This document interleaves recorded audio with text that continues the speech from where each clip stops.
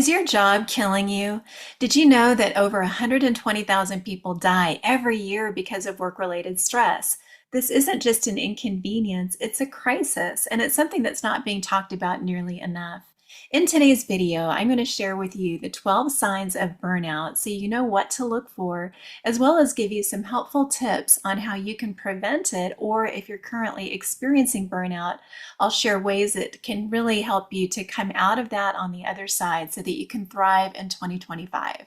So, what are the 12 signs of burnout? Number one is exhaustion. Just that feeling that no matter how much rest you get, no matter how much sleep, you wake up and you are still exhausted. Number two is lack of motivation. It's just hard to get motivated to do anything. You feel despondent and you have a lot of despair. Number three is your mind wanders, and it is really hard to process information, to remember information, and to stay on task. Number four is difficulty sleeping. Maybe you have a difficult time shutting it all down at night to even fall asleep, or perhaps you fall asleep quickly, but then you wake up and can't get back to sleep. Or you're constantly in and out of sleep all night long, so you're never really hitting that REM cycle. Number five is an inconsistent appetite. Perhaps you're so busy and you've got so much going on and you're worried about taking care of everybody else and you don't even recognize that you're hungry and you've been skipping meals. Or maybe you're going to that easy comfort food, the muffins, the donuts, the cookies, the crackers, the chips, because it's just easy and you don't have time or brain power or the energy to make a healthy meal. And so you go for whatever's easy, whatever's convenient and fast, just to get something in your body. So you're actually depriving your body of the nutrients that it needs to function in its optimal way. Number six is cynicism and negativity. When negativity takes over, it affects everything, your mindset, your relationships, your work ethic. Number seven is a feeling of uselessness. You feel like you can't remember things, you can't stay on task, you're exhausted, you're feeling negative about things anyway. And so you just feel generally useless. Like, why am I even trying to do this? I'm not getting anything done. What's the point? Number eight is depression. So burnout and depression are very, very similar in a lot of ways and mimic each other. So when you're going through burnout and depression, it's very, very difficult to find your joy, to get your energy back, and to find hope for the future. Number nine, frequent headaches. You might have headaches that come out of nowhere, tension headaches, migraines, and you can't figure it out because this is not something that you normally deal with. Number 10 is stomach pain. So you might be feeling like you have indigestion or constipation or nauseousness, or just feeling like you have heartburn all the time and no appetite, or you eat and then you just feel sick. And all of these things can be affected because we're holding so much stress inside of our body. And you've probably heard the expression, my stomach is tied up in knots. And that can become kind of a real thing, and to where you're not able to properly digest your food. Number 11 is turning to unhealthy comfort. So this could be things like having that glass of wine at the end of a hard day, or that cocktail, or maybe it's binge watching Netflix late at night, or screen time late at night when you know you should actually be trying to get some sleep and wind down.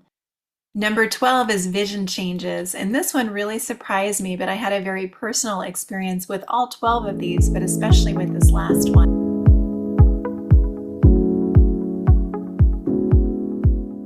Thank you so much for joining me here today, and I hope you'll like and subscribe to this channel. We plan to put more content out just like this to really help you navigate the challenges of burnout and just really help people to find their feet again and be able to thrive in 2025. Here's some practical tips on how to prevent burnout or how to recover from it if you're currently experiencing it. Number one, you've got to learn to set healthy boundaries. This is probably the hardest thing to do, especially if you're a people pleaser or you care a lot about what your clients or your boss thinks or your person at home that you're taking care of. But you've got to learn how to set healthy boundaries and how to say no. The second thing you can do is deep breathing exercises. You can certainly Google some, and there's a lot of different ones out there. The one that worked the best for me, because I was having such a hard time remembering things and processing things, and I'm very visual, it's called the 4 square breathing exercise. So you literally picture a square and it's the number four, so that's easy to remember. So envision going along one side of the square, inhaling for 4 seconds, then you hold it for 4 seconds, then you exhale for 4 seconds, then you hold it for 4 seconds, and then you repeat. You inhale for four, hold it for four, exhale for four, hold it for four. So this technique is so powerful that they literally teach it to soldiers in the military that are going into life-threatening situations because it helps calm the nervous system, calm down their heart rate, calm down their blood pressure so that they can respond rationally in a dangerous situation. So it's a powerful tool and one that's worth practicing even now before you might really, really need it. Number three is you've got to learn to prioritize self-care. So this is one of the hardest things to do when you're so used to grinding all the time and working all the time. It's like your brain is going to fight you on this because you're used to being in this constant work mode or caregiver mode and always pushing your needs off to the side. So your brain is going to fight you when you try to prioritize self-care. But things like getting regular exercise, making healthy meals, I started learning to take a day and just do meal prep. And I would just try to cook as much as I could that was healthy, that would just be easy to throw together so that I could have meals kind of on the go when I needed. And that was really helpful. I also started implementing exercise and taking the dogs out every day for a walk just to get some fresh air and sunshine and listening to music. That was very therapeutic for me. And I got back into painting. And it was really hard to do it at first, even though I love all those things. It was just my brain was like, wait, what are you doing? Like, you should be working. So if you find yourself, kind of fighting this, understand you've been in a really unhealthy pattern for a long time. And you need to fight the good fight for your self care so that you can start to make better choices and really prioritize yourself. Number four is seek support. So if you're working at a job and you have a boss, you might go to your boss and explain what's going on. Just say, hey, I am really experiencing some professional burnout. I'm not taking care of myself. I feel like I'm giving everything to the job right now, and my health is really suffering, and I could use some support. A lot of times they will have like an HR department, and they might have some different resources that they could point you to. Or if your boss is not responding well, maybe you need to jump over their head and go to a different supervisor or manager or the owner of the company and just see if they would be willing to give you some additional support. If you're like me and you're in business for yourself and your clients are all looking at you and all of them are your bosses, then you're going to have to really make that difficult decision and you might have to let some of them go. And I had to do that. I had to let a couple of clients go because I just realized they were wearing me out and it just wasn't worth it in the end. And so you might also speak with your family. They might be able to support by helping prepare some healthy meals or running some errands, taking some things off of your plate so that you can just have some time to just be on your own and rest and process things and again, do some of that self-care that is so important. If those are not enough and you find that you're needing some additional support, or maybe those are all dead ends and those people are not there to step up for you, I highly recommend getting into some counseling. And if it's not offered through your insurance, reach out to me. There's some different resources I would be happy to point you to that are really affordable and really helped me during a difficult time. So number five, this might be the most surprising one of all, and this is the tip that I was saying could potentially save your life. So number five is you might need to reevaluate your goals, particularly if you're experiencing professional burnout or burnout at the workplace. So if you're anything like me, I realized I was always going to be trading time for money if I didn't learn how to work smarter. And I'm so thankful because we were able to see a post that a friend put on Facebook, and we went to his website, put our email in, and watched this video. And we got so excited because we were like, this is really cool. Like, this is something that's totally different from real estate. And it's something that is really exploding. So, digital marketing in 2019 for the whole year was $950 million a year as an industry.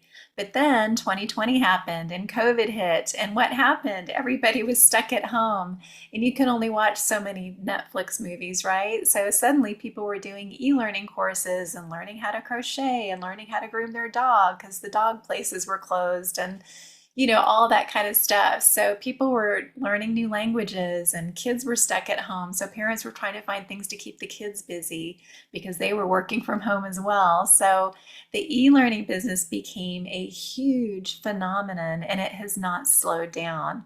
So in 2024, digital marketing is now a $1.2 billion per day industry. Per day. That's not even per year. And what's crazy about it is the projection is that it's going to become a $3 billion per day industry by 2027. So this is an industry that is set to explode. And what I love about it is these are passive income streams. So, the last quarter 2024, as I was climbing out of my burnout, I was really evaluating things because I'm like, I've had this long career in real estate. I know I'm good at it. I love the clients that I work with. But looking forward, I have got to figure out a way to work smarter. And I was excited about having another income stream that could potentially offset some of the bills that were coming in that we just weren't keeping up with. So we got started with this, and in the last quarter of 2024, just working this very part time on the side, we brought in an additional $30,000, which was very helpful. And again, I still do real estate full time and have been in this career for a very long period and have a great reputation. So, I'm thankful for that. But this has given me a different perspective, and now I have different goals. And I'm actually seeing the potential here financially that in digital marketing, when you learn how to create passive income streams and you learn how to take the things that you're good at, that you're passionate about, and you can create digital products with those things and combine it with the master resale rights to these 4 high ticket done for you digital products that we can sell, then you can literally have multiple passive income streams. And so I want to share a testimonial from a single mom named Amy. She was working 2 jobs. She worked at a truck stop, I believe, and then she waited tables at night. She literally worked 12 hours a day to support her children, and she had no time. I mean, she worked all the time just to try to keep food on the table. Amy found digital marketing, and this has changed everything in her life. So here is her story. So, guys, 10 weeks ago, I was searching for a way to get out of my 2 jobs, working 70 hours a week. And I had a couple things that I really, really wanted, which was to quit working 70 hours a week, of course, but I really wanted my time back with my kids. I was divorced 15 years ago, left with 3 kids on my own and no help. So I've always been a grinder. I've always worked, but it's most of the time was 2 jobs. So I turned 50. I knew I had to do something different. I was getting tired, and my daughter was going to be a senior. She's going to be a senior this year, and reality really just kind of smacked me and said, "What are you going to do now?" And I knew I was just getting so tired that I needed to do something different. I needed to take control again of my life.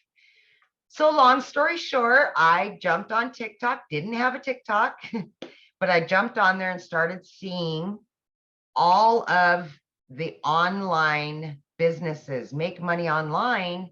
And I did my investigations. So the 2-hour workday really worked for me and what I had going on at the time. That was 10 weeks ago. And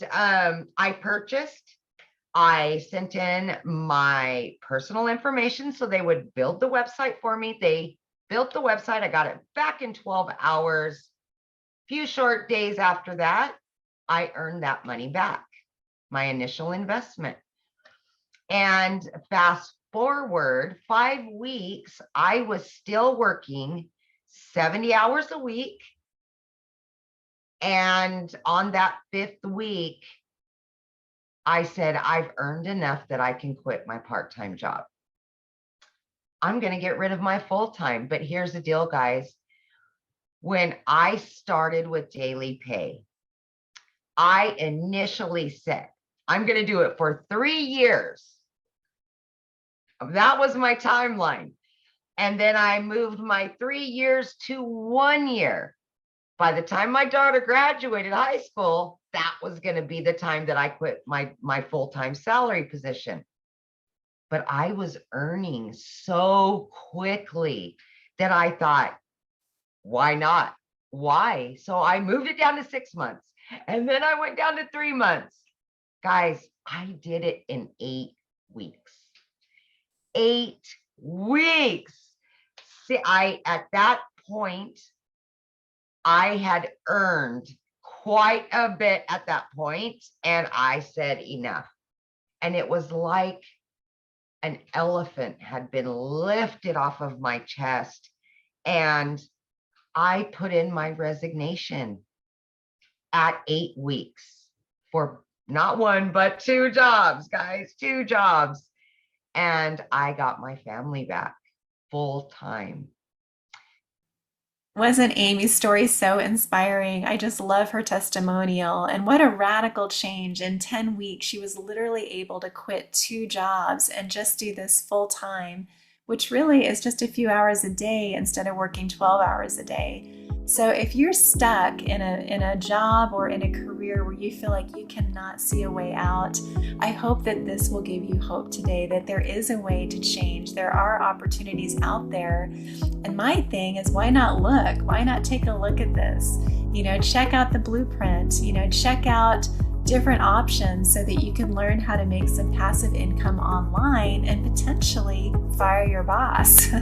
So I love our website. It's called nobossdailypay.com. So I'd love for you to check that out. We will also put that below in the description, along with our free resource on tips of how to avoid burnout and be able to take care of yourself so you can thrive in 2025. So again, don't forget to like and subscribe to our channel. I'll see you next time. Have a great day.